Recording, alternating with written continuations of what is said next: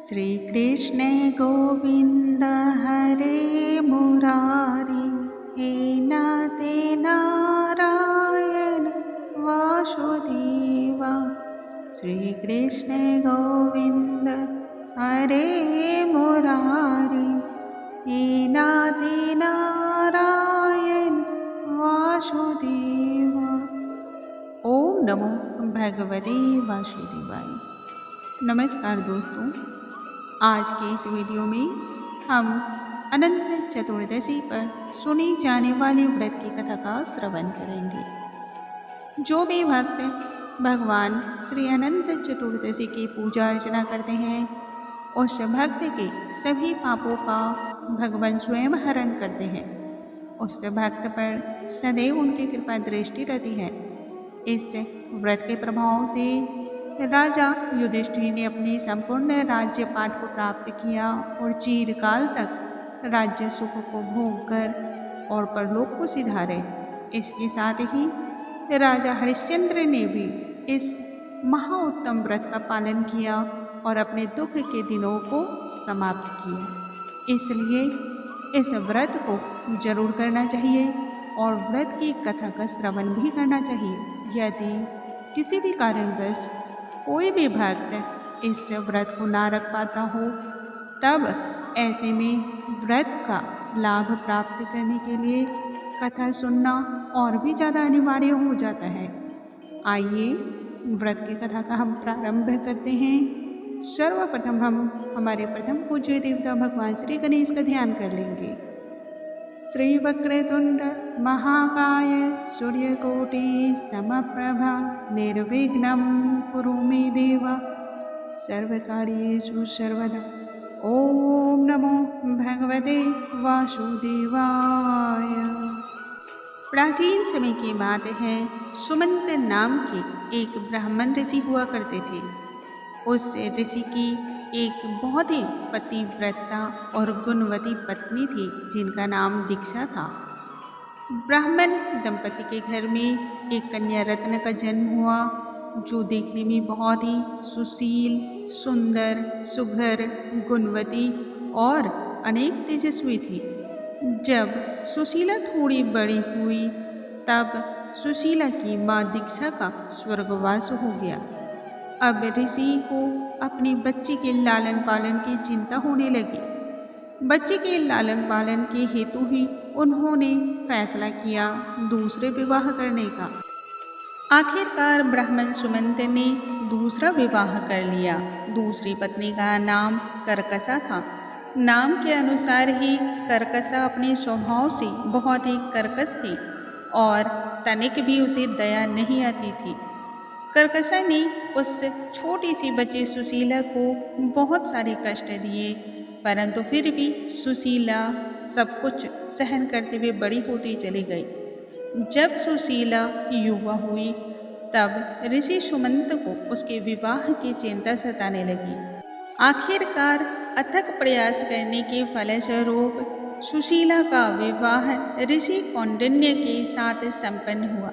विधिवत तरीके से ऋषि के साथ वो ब्याही गई। जब विवाह के बाद विदा करने की बात आई, तब कर्कशा ने अपना रंग और रूप दिखलाया और इसके तहत उन्होंने सुशीला को विदाई में ना तो किसी प्रकार के गहने, जेवर, जेवरात, रुपये पैसे दिए और ना ही अनेक प्रकार के वस्त्र, आभूषण, अन्न दिया।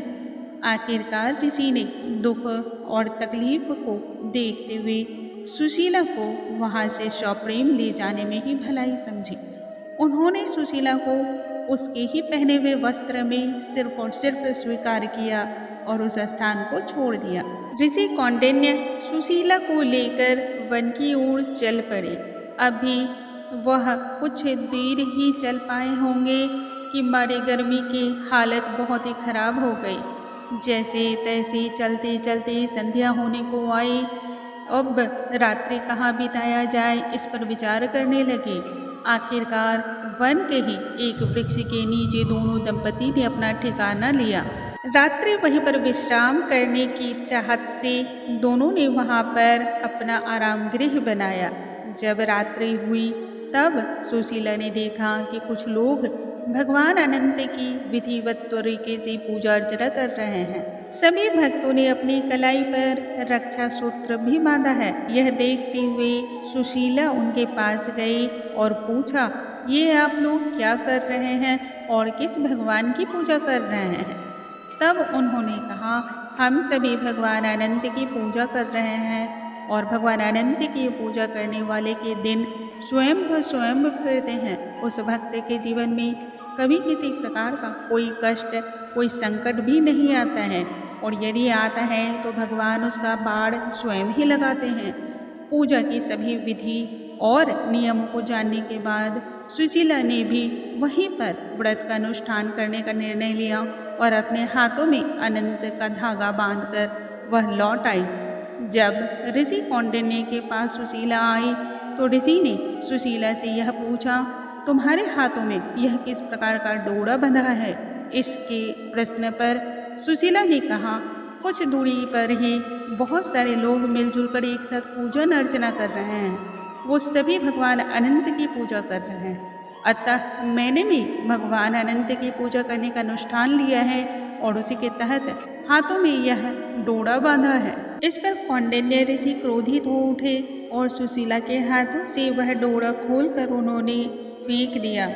भगवान अनंत को इससे अत्यधिक नाराजगी हुई। नाराजगी के फलस्वरूप ऋषि कौंडिन्य और सुशीला के पास जो भी धन संपत्ति थी वह सभी धीरे धीरे नष्ट हो गई और एक समय ऐसा आया जब दोनों दर दर भटकने लगे। एक समय की भोजन की तलाश में भी दोनों जगह जगह ठोकरें खाने लगे। तब ऋषि कौंडिन्य को अपनी गलती का आभास हुआ। फिर भी उन्होंने अपनी पत्नी सुशीला से पूछा, आखिरकार क्यों हमें इतना कष्ट सहन करना पड़ रहा है? ऐसी कौन सी गलती हमने की है? तब पूर्व समय की याद दिलाते हुए सुशीला ने कहा अपने पति से, हे नाथ, आपने भगवान अनंत के उस रक्षा सूत्र का अपमान किया था। इससे भगवान हम दोनों से ही नाराज हैं और उसके फलस्वरूप ही हम दोनों को यूं दर दर की ठोकरें खानी पड़ रही हैं। तब ऋषि कौंडिन्य को आभास हुआ और वह जंगल जंगल फिरने लगे उस डोरे की खोज में। एक समय ऐसा आया जब ऋषि कौंडिन्य थक हार कर जंगल में गिर पड़े। उसकी इस खोज से और उसके पश्चाताप से भगवान अनंत को दया आ गई और वह ऋषि के सामने प्रकट हुए और उससे बोले, हे कौंडिन्य, तुमने हमारा तिरस्कार किया था, इसलिए तुम्हें इतना कष्ट भोगना पड़ा और तुम दुखी हुए, लेकिन अब तुम्हें इस बात का पछतावा है, इसलिए मैं तुमसे प्रसन्न हूँ। घर जाकर तुम विधि पूर्वक भगवान अनंत की पूजा अर्चना करो, विधि पूर्वक व्रत करो। इसके फलस्वरूप तुम्हारा समस्त दुख और संकट जो भी हैं दूर हो जाएंगे और धन धान्य से संपन्न हो जाओगे। ऋषि कौंडिन्य ने ठीक वैसा ही किया। घर आकर दोनों दंपति ने एक साथ मिलकर भगवान अनंत की पूजा अर्चना की और हाथों में रक्षा अनंत का डोरा बांधा। कुछ ही समय के बाद दोनों दंपति के दिन फिर गए। इस लोक के समस्त सुखों को भोगते हुए परलोक को सुधार गए। जो भी इस व्रत को करता है अथवा इस कथा का श्रवण करता है, भगवान श्री हरि भगवान श्री अनंत की कृपा दृष्टि सदैव उस भक्त के ऊपर रहती है। इस व्रत के प्रभाव से जहाँ युधिष्ठिर ने अपने संपूर्ण राज्य को वापस प्राप्त किया और चिरकाल तक राज्य करते रहे, वहीं राजा हरिश्चंद्र ने भी इस व्रत को विधिवत किया था और इस व्रत के पश्चात ही उसके दिन फिरे थे। बोलो भगवान श्री नारायण की जय, भगवान श्री हरि की जय। स्वामी नारायण नारायण।